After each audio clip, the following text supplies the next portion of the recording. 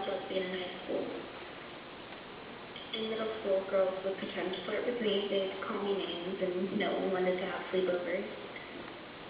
I wasn't even out yet, and somehow they knew. In 8th grade, it got worse. A girl was cruel enough to let me fall for her, convincing me she was bi. After months, I finally had the courage to ask her out, and she said yes. I found her an hour later, laughing about it with her friends. She was straight and thought it would be funny to play a joke on me.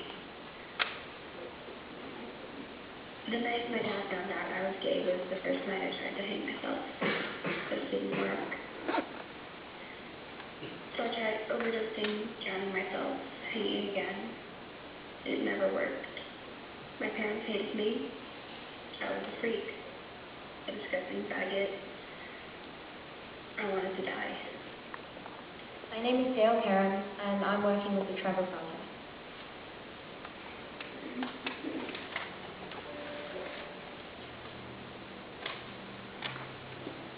Envision a world where children aren't afraid to be themselves. A world where the fear of bullying and harassment is non-existent. A world without suicide. Unfortunately, this world is just imagined. Probably by the thousands of lesbian, gay, bisexual, and transgender, otherwise known as LGBT youth, that attempt suicide each year in the United States.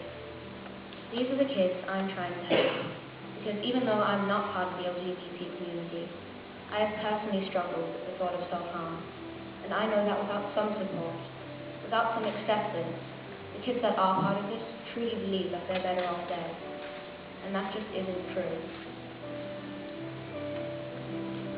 When on the topic of self-harm and suicide, people rarely bring up homosexual themes. Why should this matter, you may ask? Suicide is suicide. It's because, in all reality, according to David Z. Ash on the New Civil Rights Movement, LGBT youth are up to 4 times more likely to kill themselves than their heterosexual peers. The Dash also said that up to 30% of the LGBT youth community has attempted suicide at some point in their lives.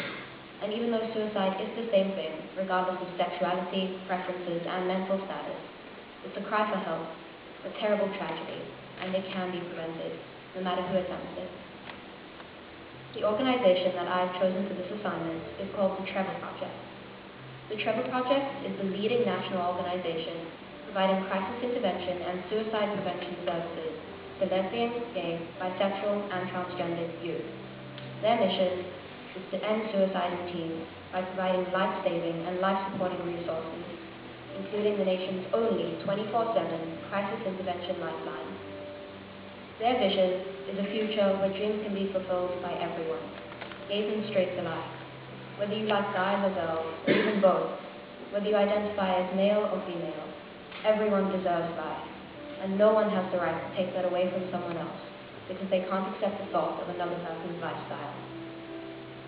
How the Trevor Project came to be isn't an inspiring or breathtaking story.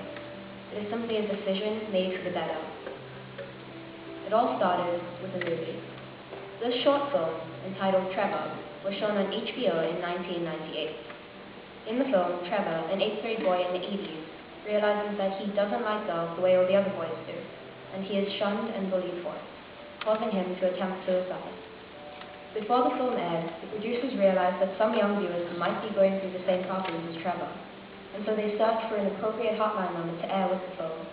Unfortunately, no such number existed at that time, and thus came the Trevor Project, a safe haven for any child struggling with sexuality.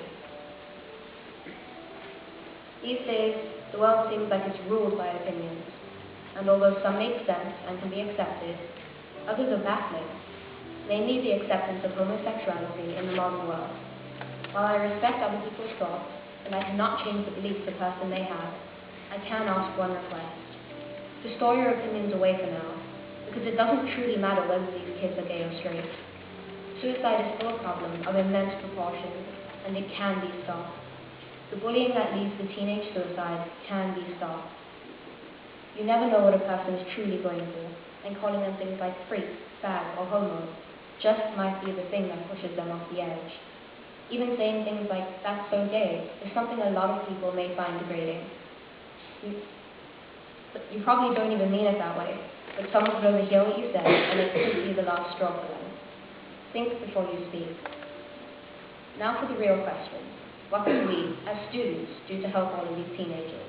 Why should we do anything? The answers are simple. First off, be able to recognize the warning signs of suicide.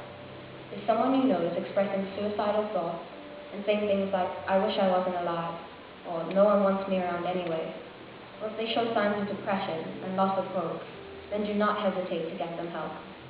As for why you should care, it's because you are never alone. Don't for 1 second believe that. You're also not responsible for anyone who chooses to take their own life. There is no feeling worse than the one that sinks your heart when someone you love threatens to kill themselves. The countless hours spent trying to talk them out of it can leave you feeling helpless. But as friends, family, and loved ones, all you can do is offer your support, because when you care, you can help save a life. You don't have to be gay to be a supporter. You just have to be human.